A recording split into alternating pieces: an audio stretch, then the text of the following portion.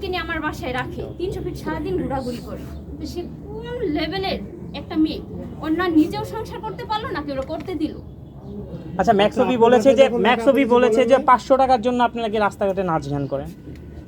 ম্যাক্সবি বলছে 500 টাকার কারণে ডাকতেন, সেই 500 টাকা মেয়ে বিয়ে করে সে কেন রাস্তাঘাটে ডান্স করায়? সেটার উত্তর আপনারাই ভালো জানেন, ভালো বুঝতে পারবেন। আমি যদি 500 টাকার কারণে ডান্স করি, এক ক্যাটাগরি ডান্স তো উনিও করছে, করে নাই? আচ্ছা, একটা কথা বলে আমি একটা ধরে নেই। ম্যাক্সবি কিন্তু বলছিল যে হিরো আলম তার বউকে নিয়ে না যাত্রাবেলা নাচ গান করে। আমি খারাপ আমার বউকে নিয়ে নাচ গান করছি।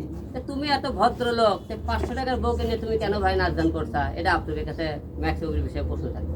আচ্ছা আপা, আপনার কাছে একটা প্রশ্ন আছে। আপনি হিরো আলমের সাথে গাড়িতে বসে টিকটক করছেন, হ্যাঁ, এটা ম্যাক্স কবি বলেছে যে তার আগেই কিন্তু তিনি আপনাকে, ওটা দেখার পরেই তিনি আপনাকে ডিভোর্স দিচ্ছেন।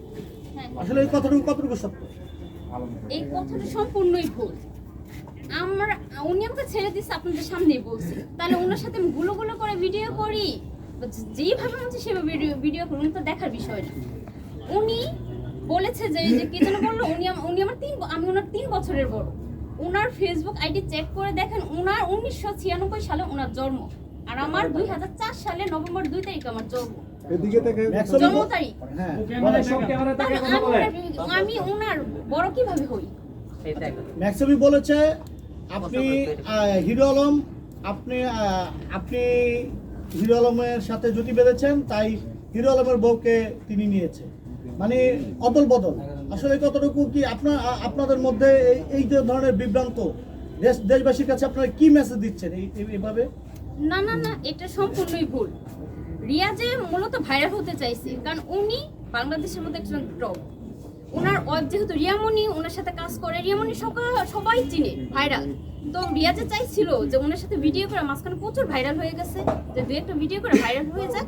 যেহেতু রিয়ামণিও ডান্স করে, বারে জব করে, রিয়াজেও কইলাম এই বারে এই যে কি জানো ওইটার কাজ করতো, তো দুইজনে মিলা গেছে, সেম ওরা নাইচা গায়ে খায়, ওদের অভ্যাস।